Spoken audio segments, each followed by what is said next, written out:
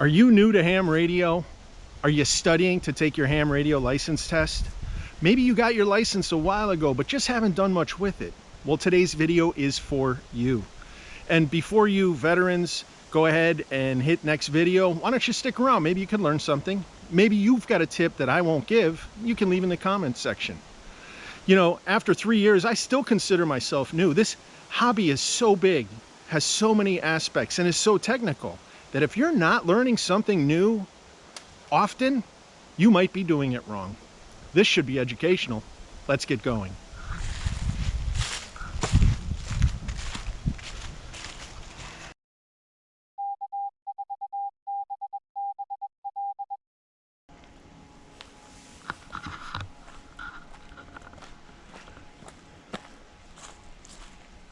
Today I'm in Providence Park in Milton, Georgia. It's a beautiful fall day, totally clear skies, almost 60 degrees. Perfect day for a hike and a video.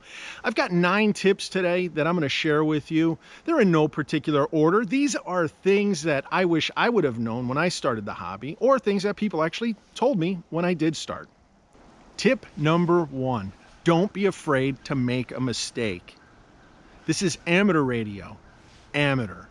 It's expected that you're going to make mistakes, learn from them, and improve. Part of the reason the hobby even exists is to improve communications and advance the art of radio. People have pointed out mistakes that I've made in my videos, from not IDing properly, not giving a proper signal report, and even not calibrating one of my radio's S-meter properly.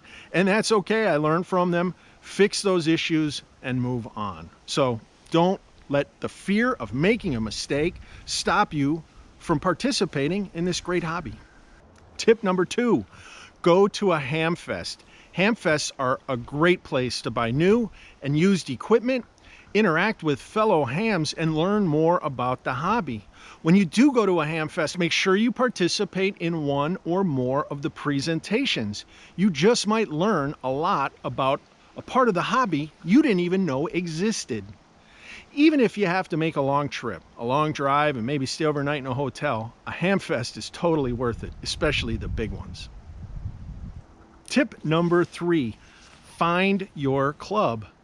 Joining a traditional local ham radio club is a great idea for most people. You can interact with others, you can learn from them, you can get help, and you can participate in events like Field Day and others. But the traditional ham radio club isn't right for everyone. Luckily, there's social media.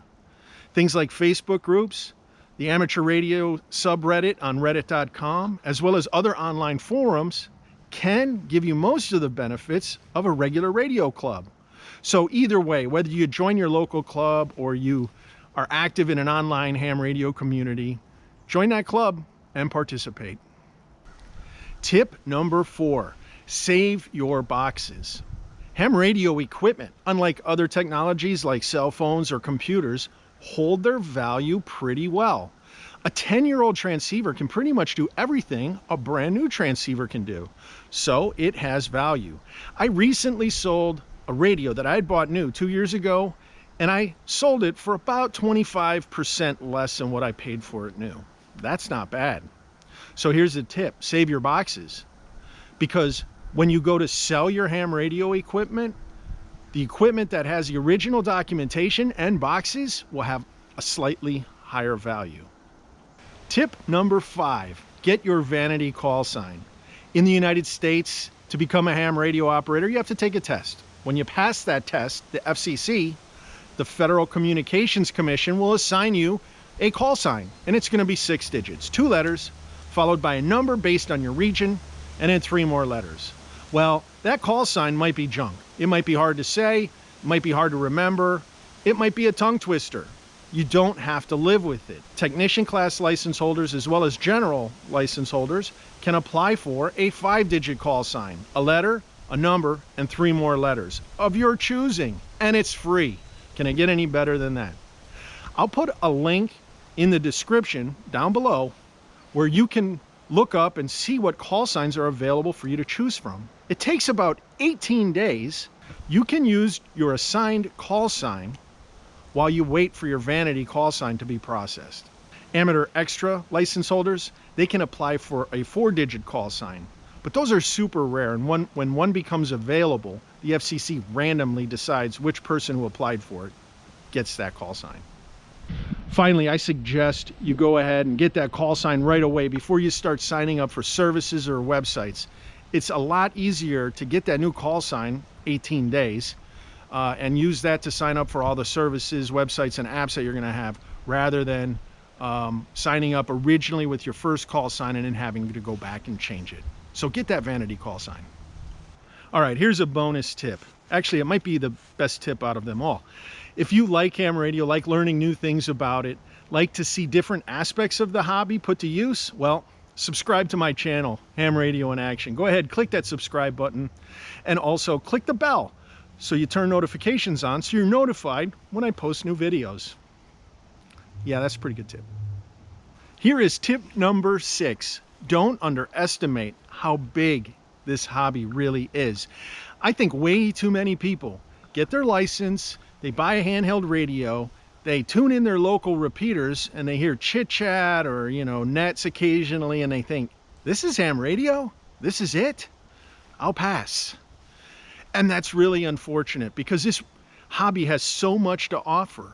Technician class license holders can do so many different things other than just their local repeater scene. They can do digital radios like DMR or D-Star to talk to people all over the world. They can use Echolink to do the same thing. They can use repeaters on satellites. There's APRS and much, much more. Technicians really have a lot that they can do beyond the repeater scene. The UHF VHF repeater scene is just a small fraction of this hobby.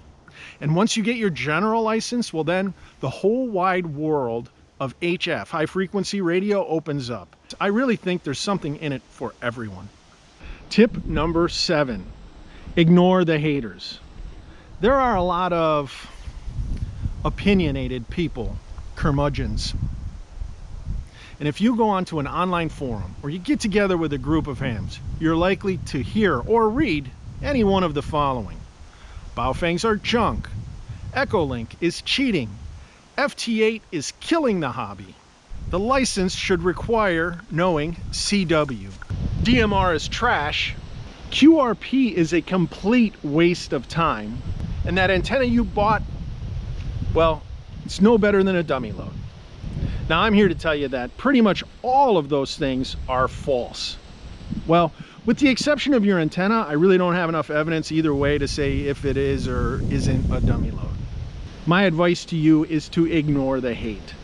If you find something enjoyable and you're not breaking FCC rules, I say go ahead and do it. Just ignore the haters. Here's tip number 8. Ask for help. There are many, many hams who really enjoy sharing their knowledge and expertise and even their time. And they will go way, way out of their way to do so. There are so many avenues for you to get help. Your local club, your local club's bulletin board system, forums, online forums, social media sites. I mean, really, it's pretty endless. Heck, you could even hop on a local repeater, grab your radio, start a conversation with somebody, and ask them for help. Even if they couldn't help you, there'll probably be somebody listening who could, and they'll jump in. Don't struggle. Don't let your questions go unanswered. Go online, go on the air, go to your club meeting, and ask for help. Tip number 9. Well, 10 if you count the bonus tip, reminding you to subscribe to my channel. Tip number 9 is participate. I forget the exact number, but I saw a study of the number of people who got their license and never once got on the air.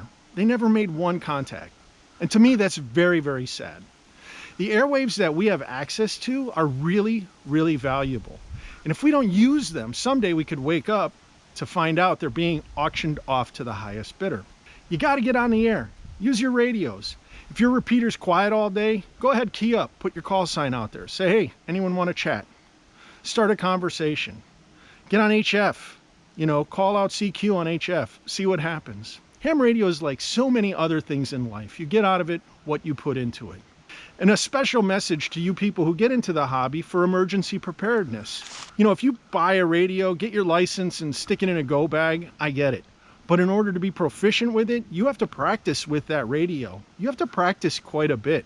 Otherwise, you'll forget how to do it when the time comes and you really need it. Those are my tips for new hams.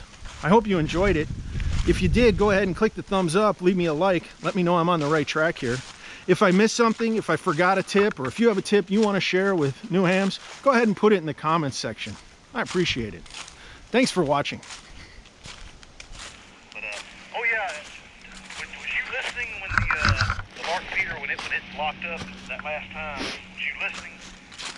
I was listening to it when it happened, and it did the exact same thing as that other French car did. Right when Tony was talking, Tony unkeyed and made that purr sound. That old, and that's when it went down. It did the exact same thing as the other repeater.